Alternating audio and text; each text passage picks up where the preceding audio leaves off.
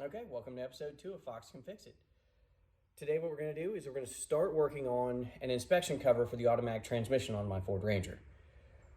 The engine has been out, inspection cover missing after many years, was never put back on whenever they put the engine back in.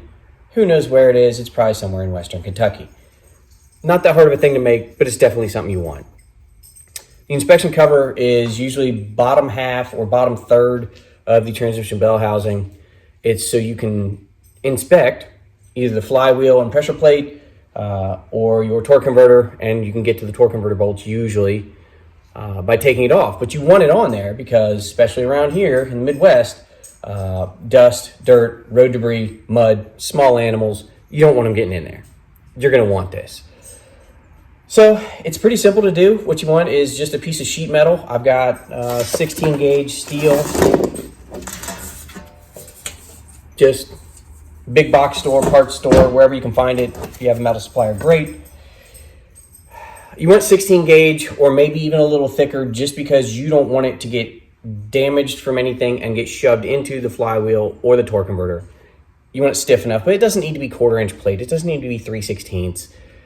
It's not in a place where that's really going to matter that much. And if it gets that much impact where you need 1/4 inch, you're going to need a skid plate.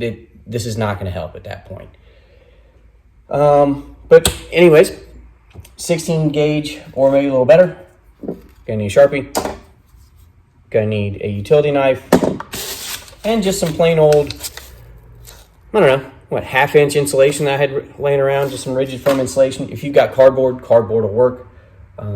Just something that's gonna be a little bit flexible, really simple to cut and mold. And what you're gonna do is you are going to start snipping away at this piece so you can get it up where you want it to mount. This is going to be the top. Where you want it to mount up against the bottom of the oil pan. And this is where rear main bearing, can't say it, sits. So that's why this is rounded down like this. You just want to slowly work your way up and edge it so you get this edge flat first. Then what you can do is you can just take the Sharpie and you're going to mark down each side and the bottom around your bell housing, and then you just cut it out.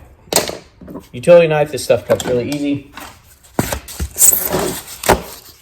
Simple. Then what you're going to do, you're going to take your nice new pattern, you're going to put it on your 16 gauge, and all you're going to do, trace it, and then get out a death wheel. Plasma cutter if you got one would be great. 10 snips if you really have to. And you're going to cut it out. It's probably going to be a little big, and that's fine. You want it maybe a little bit bigger, and you can use a grinding wheel, or if you've got anything else, if you have to file it, I guess.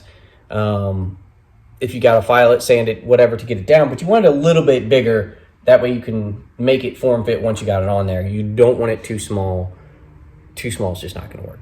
So all I have time for today was pattern, tracing, and tomorrow hopefully it will be death wheel cutout, and we'll drill some holes, get it mounted. There's 3 holes in it approximately, somewhere around here, here, and here. But once I get this cut out, I'll actually measure those and then drill them out correctly so they'll be in the right spot. I don't have to mess with anything. But for now, that's all I got. Short video, short update. It's raining. No views of the truck today. Maybe I can post a couple pictures of that I've already taken of it with it so you can at least see the outside. And I'll put up a picture of the missing inspection cover so you can see where I'm talking about. As soon as I show you the picture, you'll know where I mean. All right, that's it for now. See ya.